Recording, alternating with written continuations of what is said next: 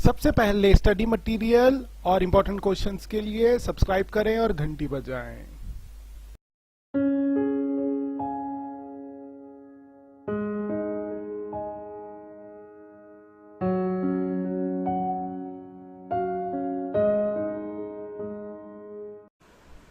There followed the return journey to Bangalore और उसके बाद उनकी वापस जर्नी बैंगलोर की तरफ शुरू हो गई and a visit to the superintendent's bungalow और उसके बाद वो लोग सुपरिटेंडेंट के बंगलो पर पहुंचे।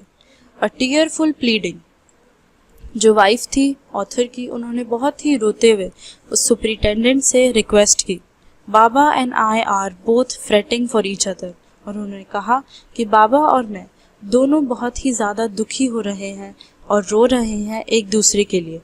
Will you please give him back to me, क्या आप मुझे प्लीज़ उसको वापस दे देंगे? He was a kind hearted man and consented, वो जो सुपरिटेंडेंट था वो बहुत ही अच्छे दिल का आदमी था, इसीलिए उन्होंने ऑथर की वाइफ से अग्री किया।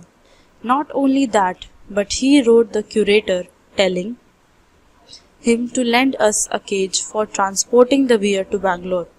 In fact, वो जो सुपरिटेंडेंट था उन्होंने उस क्रिएटर को एक लेटर लिखा ये कहते हुए कि वो उन लोगों को एक केज भी दे दे ताकि वो उस भालू को ट्रांसपोर्ट कर सके वापस बैंगलोर तक।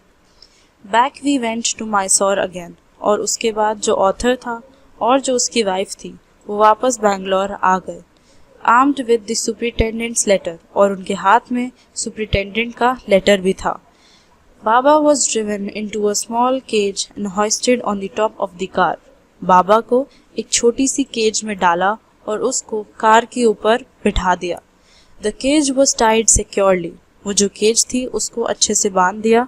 अ slow and careful return journey to Bangalore was accomplished, और उसके बाद एक धीरे और ध्यान से उन लोगों ने जर्नी की वापस बैंगलोर के लिए। Once home a squad of coolies were engaged for special work in our compound, और जैसे ही वो लोग घर पहुँचे तो उन्होंने एक ग्रुप, स्क्वाड मीन्स ग्रुप, उन्होंने बहुत सारे कूलीज को हायर किया और उन्होंने अपने कंपाउंड में एक नया काम शुरू कराया। An island was made for Baba, Baba के लिए एक छोटा सा आइलैंड बनाया गया। It was 20 feet long and 15 feet wide. वो जो छोटा सा आइलैंड था वो 20 फीट लंबा था और 15 फीट चौड़ा, and was surrounded by a dry pit or moat 6 feet wide and 7 feet deep.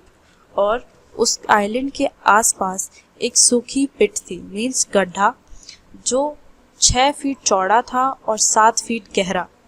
A wooden box that once housed fowls were brought and put on the island for Baba to sleep in at night. एक लकड़ी का box जिसमें पहले कुछ chickens रहती थी, foul छोटी चिड़िया को कहते हैं, जिसमें पहले छोटी चिड़ियाँ रहती थी, अब उस बॉक्स को उस आइलैंड पर रखा गया ताकि बाबा उसमें रात को सो सके। Straw was placed inside to keep him warm and his baby. Straw, उस आइलैंड पर बहुत सारी घास रख दी गई ताकि वो बाबा को गर्म रखे। एंड हिज बेबी मीन्स जो वाइफ है उसको, उसके लिए तो बाबा अभी भी बेबी ही था। The gnarled stump along with his gun, the piece of bamboo. बाबा जो था उसके पास जो एक छोटी सी लकड़ी थी, द gnarled stump मीन्स जो थोड़ी मुड़ी हुई होती है बहुत सारे ट्विस्ट के साथ, बाबा की जो लकड़ी थी उसकी गन के साथ जो एक बैम्बू पीस था।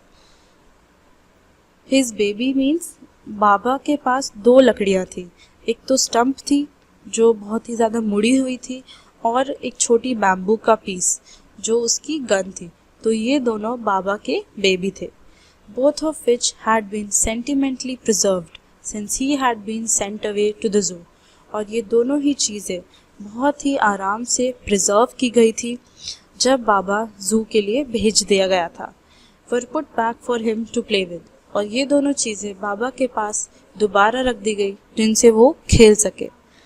इन a few days the coolies hoisted the cage on to the island and Baba was released, और कुछ ही दिनों में जो कूलीज थे उन्होंने उस केज को दोबारा उस आइलैंड पर रख दिया और बाबा को बाहर छोड़ दिया।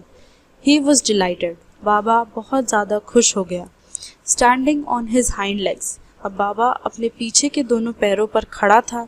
He pointed his gun and cradled his baby. तो उसने अपनी गन को पॉइंट किया और अपने बेबी को अपने पास आराम से रखा.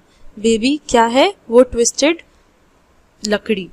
My wife spent hours sitting on the chair while he sat on her lap.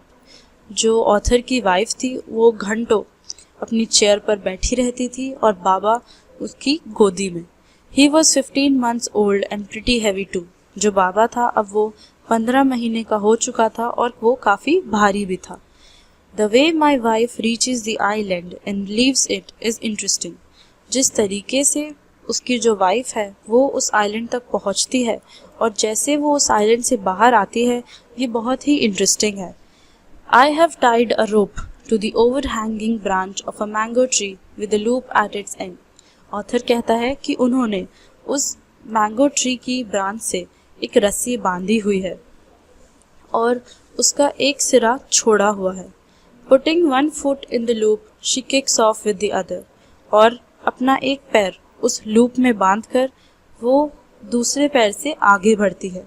To bridge the 6-foot gap that constitutes the width of the surrounding pit. और वो उस 6 फुट जितने गैप को कवर करती है उसी तरीके से जिस तरीके से एक पैर उस लूप में रखकर और दूसरे पैर से आगे बढ़कर. The return journey is made the same way. और वो वापस भी उसी सेम तरीके से आती हैं. But who can say now that a sloth bear has no sense of affection, no memory and no individual characteristics? और ये लास्ट लाइन एक बहुत ही इम्पॉर्टेंट लाइन है जिससे हमको ये समझ आता है कि एनिमल्स में भी फीलिंग्स होती हैं. कि ऐसा कौन कह सकता है कि एक स्लॉथ बियर के अंदर कोई भी भावनाएं नहीं है, कोई भी याददाश्त नहीं है किसी भी इंसान की और उसमें अपनी कोई भी इंडिविजुअल कैरेक्टरिस्टिक्स नहीं है. इस स्टोरी से हमको ह्यूमन बीइंग्स और एनिमल्स का एक बहुत ही खूबसूरत रिलेशनशिप समझ आता है कि भले ही वो कोई सा भी जानवर हो, भले ही वो एक वाइल्ड एनिमल ही क्यों ना हो, ह्यूमन बीइंग्स अगर किसी का भी बहुत अच्छे से ध्यान रखे तो वो भी उतने ही अफेक्शन के साथ हमसे भी दोबारा प्यार करेंगे. We just need to be a bit more affectionate towards animals और हम लोगों को भी उनकी फीलिंग्स समझनी चाहिए. आई होप ये चैप्टर आपको समझ आया हो क्योंकि एक काफ़ी इजी चैप्टर था. अगर आप इसको ध्यान से पढ़ेंगे तो ये ज़्यादा डिफ़िकल्ट नहीं है और अगर फिर भी यू हैव एनी डाउट्स तो you can mention them in the comments. Thank you.